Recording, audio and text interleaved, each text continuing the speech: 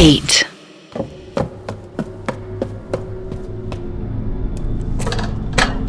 मैं जिस हैंडल को ट्राई कर रहा था शायद वो अंदर से लॉक्ड था, क्योंकि उसमें कोई की होल दिखाई नहीं दे रहा था। अगर मैं फ्लाईओवर के नीचे से यहाँ ना घुसा होता या मुझे कोई सोते से किडनैप करके डायरेक्ट इस गोडाउन में लाया होता तो मुझे लगता कि मैं किसी अबैंडन्ड शिप के अंदर फंसा हुआ हूँ। कतई पायरेट्स ऑफ द कैरिबियन वाली फील आ रही थी। मुझे किसी के आने की आहट हुई। मैं झट से सोफे पर जाकर बैठ गया और ऐसे एक्ट करने लगा जैसे मैं दुनिया का सबसे मासूम बच्चा था।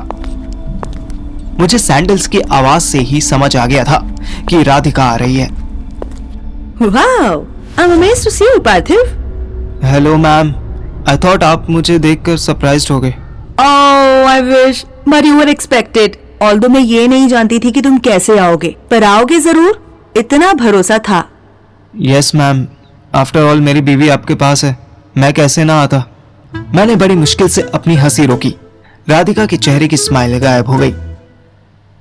Shut up! वो तुम्हारी वाइफ नहीं बल्कि तुम्हारी कजिन है। आपका साबुन भी स्लो है मैम, वो मेरी नहीं अथर्व की कजिन सिस्टर है। राधिका चिढ़ गई। Whatever, I don't care कि वो तुम्हारी क्या लगती है, क्योंकि अब जब तुम उसे देखोगे ना तो उसे पहचान नहीं पाओगे। मैंने उसका वो हाल किया है। हाउ कुड यू मैम, एक वुमन होकर आप किसी लड़की के साथ ये सब कैसे कर सकती हो? मैं क्या कर सकती हूँ इसका तुम्हें अंदाजा नहीं है। तुम्हारी वजह से कबीर जैसा एजेंट शहीद हुआ है। I will not forget that, but for now मेरी प्रायोरिटीज अलग हैं। जो ब्रीफकेस मुझे तुमसे मिला था उसका इंक्रिप्शन ओपन करने में तुम मेरी मदद करोगे और रिटर्न में मैं तुम्हें और तुम्हारी स्वीटी को यहाँ से जिंदा वापस जाने दूंगी। मैं फिर एक बार हंसने वाला था। ब्रीफकेस का इंक्रिप्टेड कोड। कुछ भी कहो, मेरा बाप भले ही अपना मुंह करेले जैसा बना के रखता हो, पर सेंस ऑफ ह्यूमर के मामले में वाकई मेरा बाप था। राधिका के साथ कितना सीरियस मजाक हो रहा था और उसको आइडिया भी नहीं था। What? Why are you smiling? मुझे टॉर्चर करने पर मजबूर मत करो Parthiv. I don't want to be cruel to you. No ma'am, I will comply. Just एक रिक्वेस्ट है आपसे। What? आप ब्रीफकेस ओपन होने के बाद मुझे शूट कर देना। What? मैंने सोचा कि जब मुझे एक्टिंग करने का मौका मिल ही रहा था तो अच्छे से इम्प्रोवाइज करना तो बनता था। वैसे भी अथर्व कभी भी यहाँ आ सकता था, मुझे बस थोड़ा टाइम पास करना था, तो मैंने राधिका के मजे लेने शुरू कर दिए। यस मैम, आप तो जानते हो कि मेरे फादर के साथ मेरे रिलेशंस कैसे रहे हैं। मैंने ये ब्रीफकेस ओपन कर दिया तो उन्हें पता चल ही जाएगा और वो मुझे कभी माफ नहीं करेंगे। He will kill me for sure. तो मैं नहीं चाहता कि मेरी माँ को ये सदमा झेलना पड़े कि उनके पति ने उनके इकलौते बेटे को मार डाला। फिर आप तो मेरी गुरु रही हैं, आपने मुझे टैक्स काटना सिखाया है। आप ही मेरा परलोक का टिकट भी काट दीजिए ना मैम। आपके हाथों मरना भी मेरे लिए प्राउड की बात होगी। मैं अपने खड़ूस मक्खी चूस बाप के हाथों मरना नहीं चाहता। Please ma'am, Radhika ma'am. मैं मुंह नीचे करके अपनी सूखी हुई आंखें पोंछने लगा। Don't talk rubbish. अशोक तुम्हें कभी हार्म नहीं कर सकता। You are his only son. Ma'am, Kabir भी तो उनके बेटे जैसा था ना। He shot him point blank. उनके लिए उनके मिशन से बढ़कर कोई भी नहीं है। Hell with this mission. उसके लिए उसके ईगो से बढ़कर कुछ नहीं है। Anyways, whatever you choose, I don't care. अगर तुम्हें सुसाइड करना है तो I will not stop you. Now, cut the crap and... wait ma'am, suicide नहीं। मैं चाहता हूँ कि उन्हें लगे कि मैं दुश्मन की गोली खाकर मरा हूँ, ऐसे लगे कि मैं शहीद हूँ। मेरा फुल ड्रामा देखकर राधिका को शायद थोड़ा डाउट होने लगा। मे बी मैं ओवर एक्टिंग करने लगा था। Shut up! ड्रामा मत करो, जल्दी से ब्रीफकेस खोलो अभी। ड्रामा नहीं मैम, ब्रीफकेस तो लाइए तब तो खोलूं।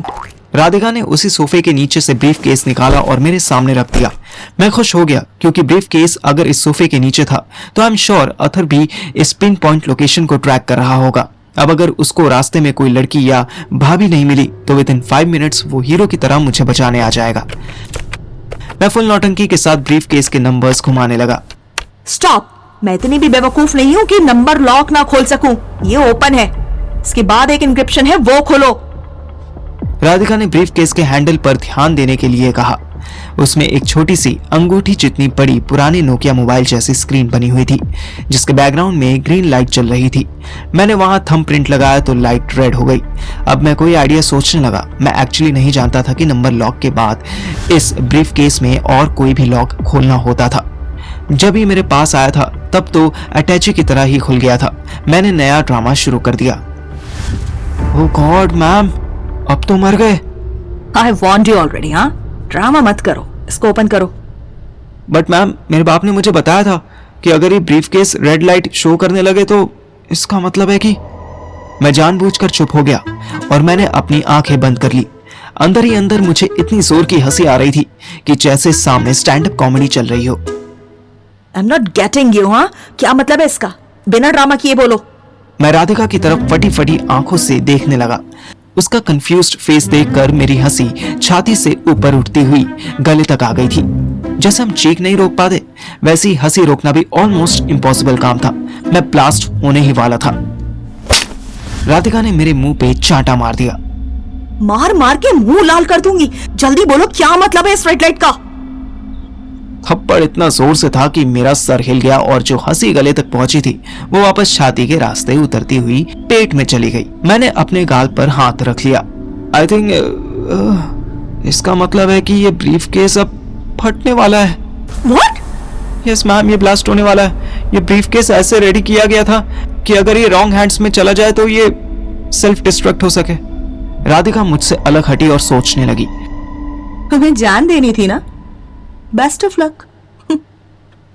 राधिका ने अपने पॉकेट से अचानक गन निकाली और जब तक मैं कुछ समझता मेरे सर पर मार दी।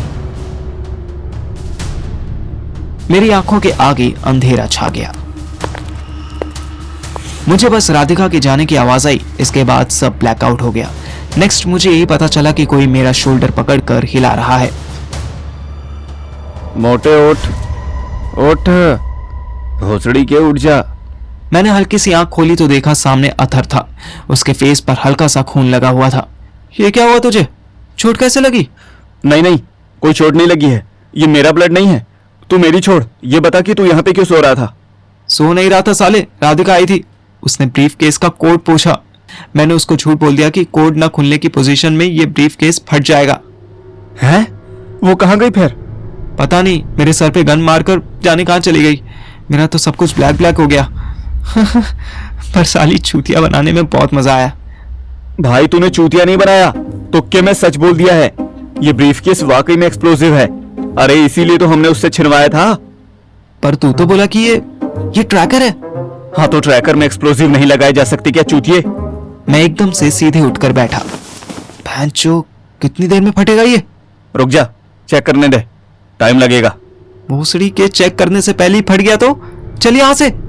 यार स्वीटी का कुछ पता नहीं चला। स्वीटी का पता नहीं चला तो साले तू इतनी देर से था कहाँ? मुझे तो लगा तुझे स्वीटी मिल गई है और तुम दोनों किसी ढाबे या ड्रम के पीछे छुपे हैं। बकचोदी मत कर यार, चल ढूंढते हैं उसे। ये पता नहीं कब फटेगा। इसके फटने से पहले डर के मारे हमारी फट जाएगी। हम ब्रीफकेस को वहीं छोड़कर आगे बढ़े। मेरा सर अभी भी दर्द कर रहा था पर मुझे याद आया। रुक, उस तरफ एक डोर है, वो लॉक्ड है पर शायद उसके अंदर कोई हो क्योंकि उसमें कोई की होल नहीं है। चल आप फिर खोल के देखते हैं, क्योंकि इस हॉल के सिवा मैं सारी जगह देख चुका हूँ। स्वीटी कहीं नहीं मिली। और नेताजी? अबे बाहर निकल, फिर सारी डिटेल्स दूंगा। अभी इस दरवाजे को खोलने दे। तेरे दशहरे के मेले में मिलने वाले सस्ते नेल कटर से नहीं खुलेगा ये। इसमें की होल ही नहीं है। अथर ने मुझे इग्नोर किया और गन निकाली। फिर एग्जैक्ट डोर हैंडल के ठीक नीचे वाले पॉइंट पर निशाना लगा दिया और एक गोली की आवाज पूरे हॉल में गूंज गई। दरवाजे में छेद हो गया। अथर ने एक लात मारी। दरवाजा हल्का सा अंदर की तरफ धंस गया। इससे पहले कि हम दोनों मिलकर उससे धक्का देते, दरवाजा अंदर की तरफ खींचा जाने लगा। दरवाजा इतना पुराना हो गया था कि वो नीचे जमीन से रगड़ रहा था। अभी बस 10% दरवाजा खुला था कि मैं अलर्ट हो गया। रुक रुक रुक भाई, कहीं ऐसा ना हो अंदर स्वीटी की जगह कोई सॉल्टी हो। कोई गंदा मंदा गुंडा हो। तो निशाना रेडी कर ले। अबे यार खोलने तो दे पहले। अथर ने फिर एक लात मारी। दरवाजा एक झटके में खुला। अंदर रूम की हालत देखकर हमारी आंखें फटी रह गईं। चारों तरफ ट्यूबलाइट की रोशनी में अलग अलग करेंसीज के ढेर सारे नोट्स थे।